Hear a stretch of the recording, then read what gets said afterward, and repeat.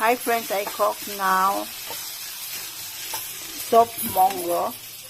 This is my mongo. So I fry the onion, garlic, and also the ginger and red pepper. This is for the mongo. So it's bring good taste to the mongo. So this is yummy. This is my style when I cook mongo. This is our dish now. So very nutritious and delicious. We have carrots and also patatas.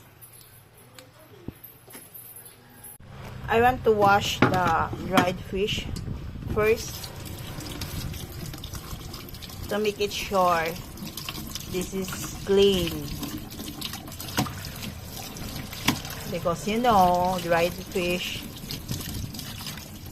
this is a friend of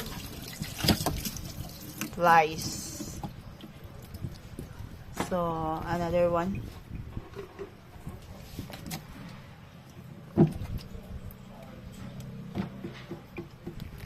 And now I fried dried fish. I have dried fish here. So a little bit use oil. This is a labtingaw dried fish. This is labtingaw fish. This dried fish is not so much salted. I like this dried fish.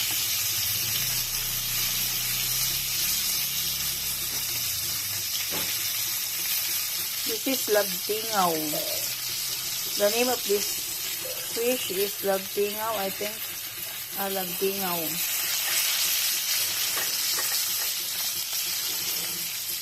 Especially in Palawan area, lots of dried fish. The dried fish there is not so much expensive. And also in Cebu, lots of dried fish. There is a factory of dried fish there in Bantayan Island. And also in Bohol, Negros. So Visayas is the place of good dried fish.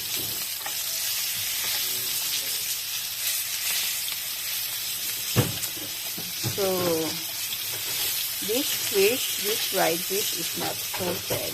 It's not salted. Maybe the dried fish maker wash only this fish in by the way, dried fish fried and the mongo soup is good combination.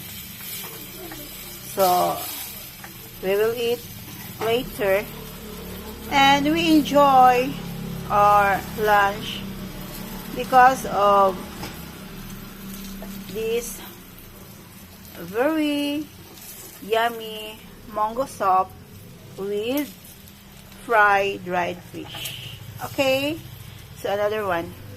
I have another one here. This is delicious and nutritious. So we have carrots and also potato and lots of mongo. This one, mongo soup. This is not gisado mongo.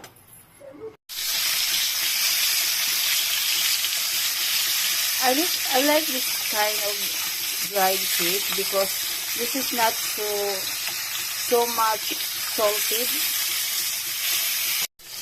If you visit in Visayas area of the Philippines, lots of good dried fish and not so expensive. Especially in Palawan area, lots of dried fish. The dried fish there is not so much expensive. And also in Cebu, lots of dried fish. There is a factory of dried fish there in Bantayan Island. And also in Bohol, Negros. So, Visayas is the place of good dried fish.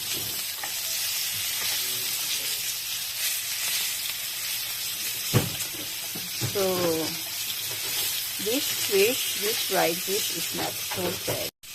How about you, friends? Do you want to eat dried fish or not? Some people don't want to eat dried fish. But some people, the favorite is dried fish. Like me, I like dried fish so much. But at my age now, I eat a little bit only. Okay, I'm done, my friend. So, let's eat. So, this is my dog. Her name is Grace. She's wait for me until I finish cooking because she want to eat also her food. Sometimes Grace want to eat fish. Now this is our munggo. So this is for my husband and this is for me. Okay. So I'm so excited of my menu this morning.